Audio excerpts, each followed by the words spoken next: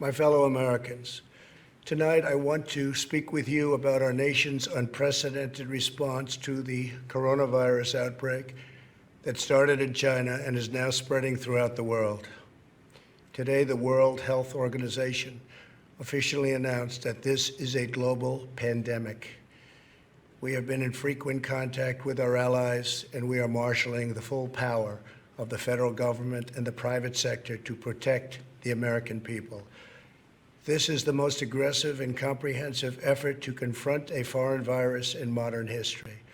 I am confident that by counting and continuing to take these tough measures, we will significantly reduce the threat to our citizens, and we will ultimately and expeditiously defeat this virus. From the beginning of time, nations and people have faced unforeseen challenges, including large-scale and very dangerous health threats. This is the way it always was and always will be. It only matters how you respond, and we are responding with great speed and professionalism. Our team is the best anywhere in the world. At the very start of the outbreak, we instituted sweeping travel restrictions on China and put in place the first federally mandated quarantine in over 50 years. We declared a public health emergency and issued the highest level of travel warning on other countries as the virus spread its horrible infection. And taking early, intense action, we have seen dramatically fewer cases of the virus in the United States than are now present in Europe. The European Union failed to take the same precautions and restrict travel from China and other hotspots. As a result, a large number of new clusters in the United States were seeded by travelers from Europe. After consulting with our top government health professionals, I have decided to take several strong but necessary actions to protect the health and well-being of all Americans. To keep new cases from entering our shores, we will be suspending all travel from Europe to the United States for the next 30 days. The new rules will go into effect Friday at midnight. These restrictions will be adjusted subject to conditions on the ground. There will be exemptions for Americans who have undergone appropriate screenings, and these prohibitions will not only apply to the tremendous amount of trade and cargo, but various other things as we get approval. Anything coming from Europe to the United States is what we are discussing. These restrictions will also not apply to the United Kingdom. At the same time, we are monitoring the situation in China and South Korea, and as their situation improves, we will reevaluate the restrictions and warnings that are currently in place for a possible early opening. Earlier this week, I met with the leaders of health insurance industry who have agreed to waive all co-payments for coronavirus treatments, extend insurance coverage to these treatments, and to prevent surprise medical billing. We are cutting massive amounts of red tape to make antiviral therapies available in record time. These treatments will significantly reduce the impact and reach of the virus. Additionally, last week I signed into law an $8.3 billion funding bill to help CDC and other government agencies fight the virus and support vaccines, treatments, and distribution of medical supplies. Testing capabilities are expanding rapidly day by day. We are moving very quickly. The vast majority of Americans, the risk is very, very low. Young and healthy people can expect to recover fully and quickly if they should get the virus.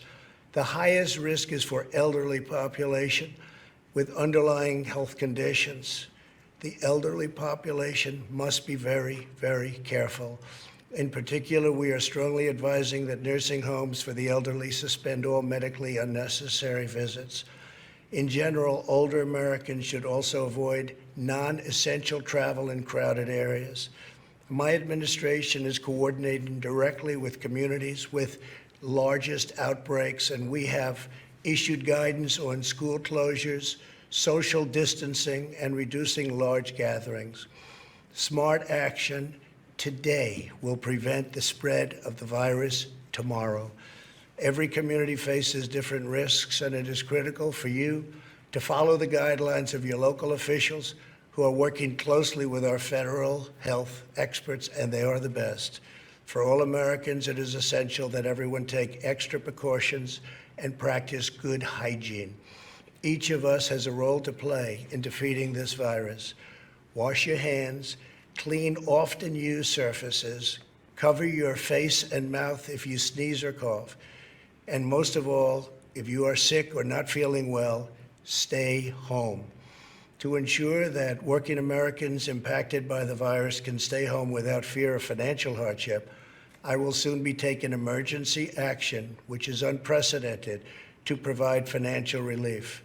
This will be targeted for workers who are ill, quarantined, or caring for others due to coronavirus.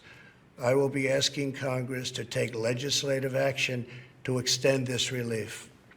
Because of the economic policies that we have put into place over the last 3 years, we have the greatest economy anywhere in the world by far. Our banks and financial institutions are fully capitalized and incredibly strong. Our unemployment is at a historic low. This vast economic prosperity gives us flexibility, reserves, and resources to handle any threat that comes our way. This is not a financial crisis. This is just a temporary moment of time that we will overcome together as a nation and as a world. However, to provide extra support for American workers, families, and businesses, tonight I am announcing the following additional actions. I am instructing the Small Business Administration to exercise available authority to provide capital and liquidity to firms affected by the coronavirus. Effective immediately, the SBA will begin providing economic loans in affected states and territories. These low-interest loans will help small businesses overcome temporary economic disruptions caused by the virus. To this end, I am asking Congress to increase funding for this program by an additional $50 billion. Using emergency authority, I will be instructing the Treasury Department to defer tax payments without interest or penalties for certain individuals and businesses negatively impacted. This action will provide more than $200 billion of additional liquidity to the economy. Finally, I am calling on Congress to provide Americans with immediate payroll tax relief. Hopefully, they will consider this very strongly. We are at a critical time in the fight against the virus. We made a life-saving move with early action on China. Now we must take the same action with Europe. We will not delay. I will never hesitate to take any necessary steps to protect the lives, health, and safety of the American people. I will always put the well-being of America first. If we are vigilant and we can reduce the chance of infection, which we will significantly impede the transmission of the virus. The virus will not have a chance against us. No nation is more prepared or more resilient than the United States. We have the best economy, the most advanced health care, and the most talented doctors, scientists, and researchers anywhere in the world. We are all in this together. We must put politics aside, stop the partisanship, and unify together as one nation and one family. As history has proven time and time again, Americans always rise to the challenge and overcome adversity. Our future remains brighter than anyone can imagine. Acting with compassion and love, we will heal the sick, care for those in need, help our fellow citizens, and emerge from this challenge stronger and more unified than ever before. God bless you, and God bless America. Thank you. Team, subscribe for more of these type of videos.